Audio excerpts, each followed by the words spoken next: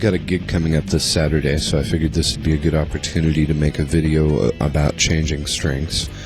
I'm going to change strings on my 7-string. I played probably 3 gigs on these. I usually like to play with new strings at every gig, and I need at least a night for the strings to settle in. I like to put them on, stretch them, wipe them down, let them sit overnight, stretch them again the next morning, and then hopefully by the time the show starts, they're ready to go. These are Ernie balls. I played GHS strings for I don't know how many years, and once I got on stage, I kept busting them, and I went to Ernie ball strings and stopped busting strings on stage. So I'm gonna need a pencil, number 2 pencil, or a different grade of pencil, as long as it's graphite. Save yourself some time, get a tuner. This D'Andrea, it's lasted me a good number of years. And you'll need a pair of wire clippers as well. You don't want to take all the strings off of a guitar at once, because the truss rod, the tension that's on the guitar, unless you have to do work on it, you want to do them one at a time. And I generally will alternate. I'll do the top string, and then I'll change the bottom string, and then I'll come up to the next, and so on. First, we want to take off the old ones, and if you're playing on stage regular, you will probably want to make sure that these go back in the same package that the like-sized new string comes out of, because if you have an emergency on stage and break a string and you don't have a second guitar, or your second guitar isn't that great, you're going to want to have a backup. I've got way too many backups, but I'd rather have too many strings than not enough. Be careful. My Ibanez is great, and I love the through back type string mechanism, but the little metal grommet that helps guide the string through pops out occasionally, and you do not want to lose that.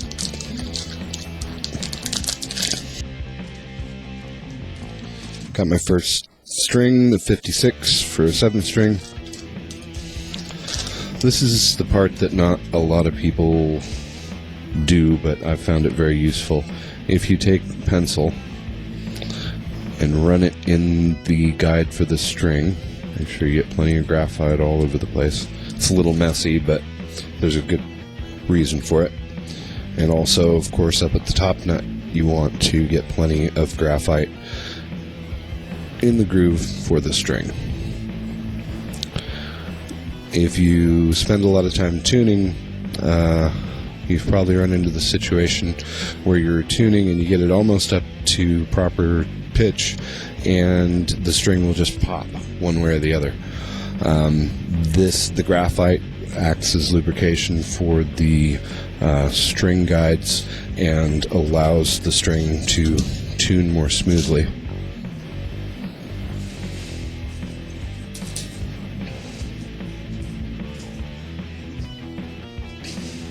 There's a formula for putting on strings. Once you get this end on, if it's a Floyd Rose type tremolo system, of course, you would have clipped off the end and pinched the end of the string in place. But once this bridge part is in place, you come up and you take the string right up to the tuning machine post. And then you come back and you measure 2 frets past where the string reaches the tuning machine post. And you can safely bend it at a 2-fret measurement and clip it.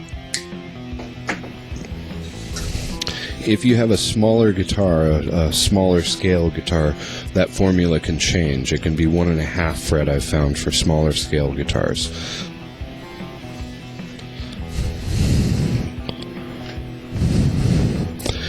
This part's important because when you are winding the string, you want to make sure that you don't have too much sticking out, and you go over the top of where the string is sticking out through the hole in the post, and then go under for the rest of your wraps.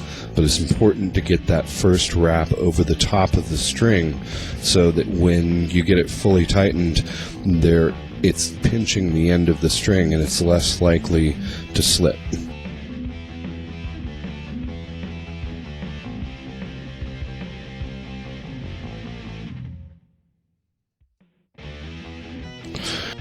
The advantage also of not taking all the strings off at the same time is that you can use the existing string as a tuning point and stretch.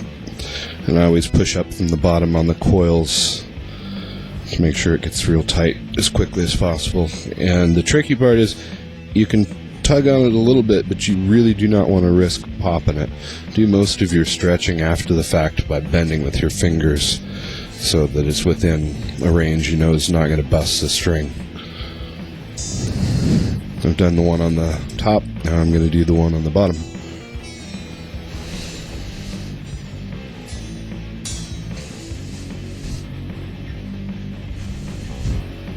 Some people just clip these, but like I said, it's good to have spare strings on stage, even if you've played 3 gigs on them.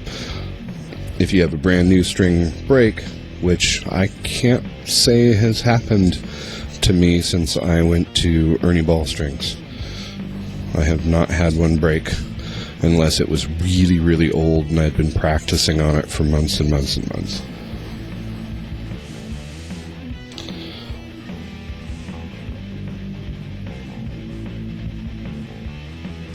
And once again, we're doing the pencil trick.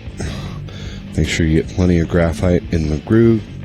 If you have the loose type bridge piece like this, you want to make sure that it moves around as little as possible, because you're actually supposed to intonate your guitar every time you change your strings, because there are subtle variations when you take the tension off of those bridge pieces. But I don't have a strobo tuner, which is the only accurate way to do it. If somebody tries to charge you money to intonate your guitar without a strobo tuner, it's not accurate enough to really warrant a charge. I like 10s on my bottom.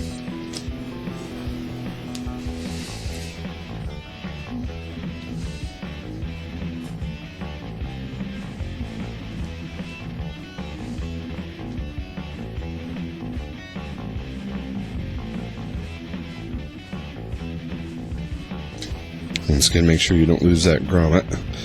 Same rule applies.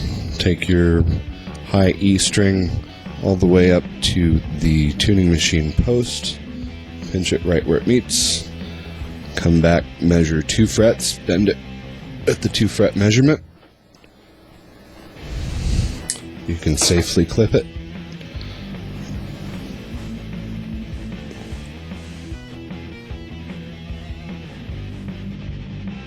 You get a lot more wraps on the bottom string, but it's still really important to make sure that you get that first wrap over the top of the string end, and don't just twist mindlessly. You need to make sure that each wrap is going on evenly, not laying over the string from the previous wrap, so that you get a smooth wrap on it.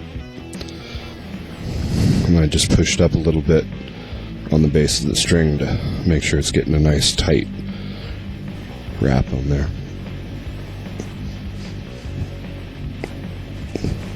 And of course, if you are having to do this by hand and don't have a tuner, it's a pain in the butt. I'm not going to be giving instruction through the rest of it. I'm just going to record it and then speed it up, because after seeing the top and the bottom string done, the rest just, makes sense. If you want to take the opportunity as you take each one off to clean the fretboard or clean the pickups underneath, it's a good time to do it.